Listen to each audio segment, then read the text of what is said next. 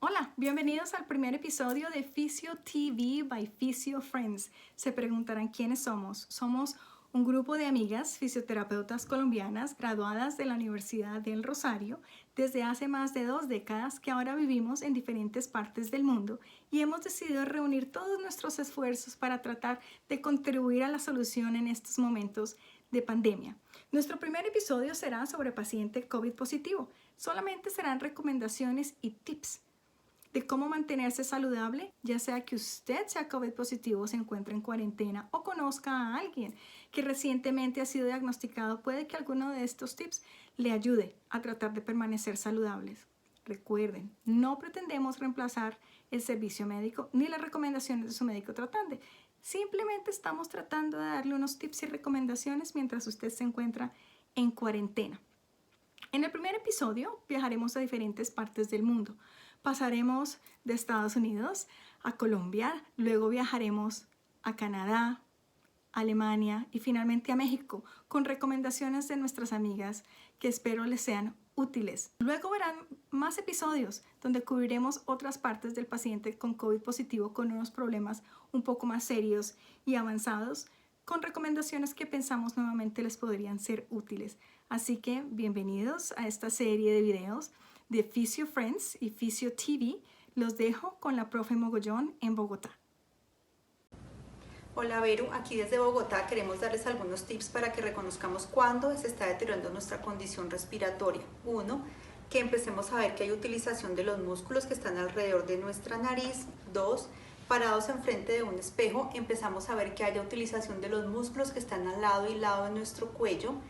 Tres, que sintamos dificultad para que ingrese el aire y que nos cueste trabajo expandir nuestros pulmones. 4. Que haya cambio en el color de nuestros labios de un color rosado a un color morado o oscuro. Por otra parte, tenemos que tener en cuenta que cuando realizamos nuestras actividades en la casa, si estamos caminando y empezamos a sentir dificultad para respirar, o cuando subimos y bajamos escaleras, o quizás cuando estamos realizando nuestras actividades de la vida diaria, tenemos dificultad y nos cuesta respirar, es momento de consultar a nuestro médico. No lo dudemos y acudamos pronto a un servicio de urgencias. Ahora seguimos con una de nuestras otras amigas en cualquier lugar del mundo. Gracias, Pilar.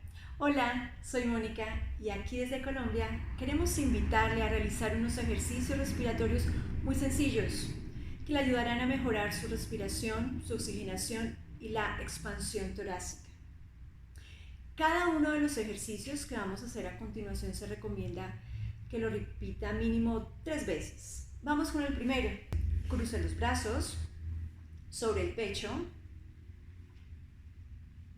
y tome aire lentamente por la nariz. Inicia.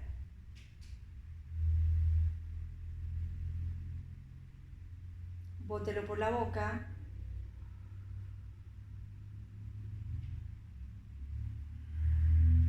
Descanse. Entre cada ejercicio es importante que usted se tome unos segundos para normalizar la respiración. Vamos con el último. Coloque una mano sobre el pecho y la otra sobre las costillas.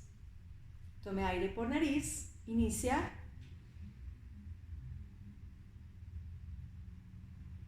Bote el aire por la boca. Cambia las manos. Una vez más, tome aire por nariz. Bótelo por la boca.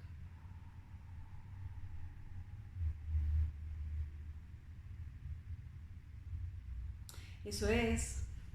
Si usted llega a experimentar dolor o un fuerte disconfort, acuda a su médico. Y ahora les dejo con Jovet desde Canadá. Muchas gracias, Mónica, por esa información tan interesante. Y si usted todavía está aquí, no olvide darnos like.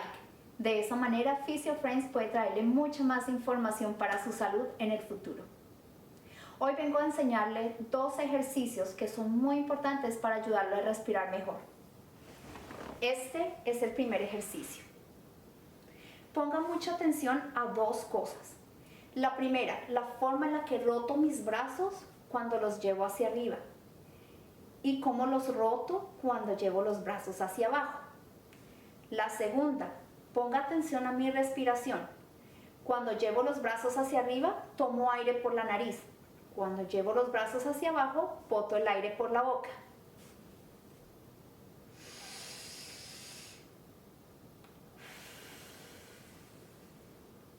Una vez más.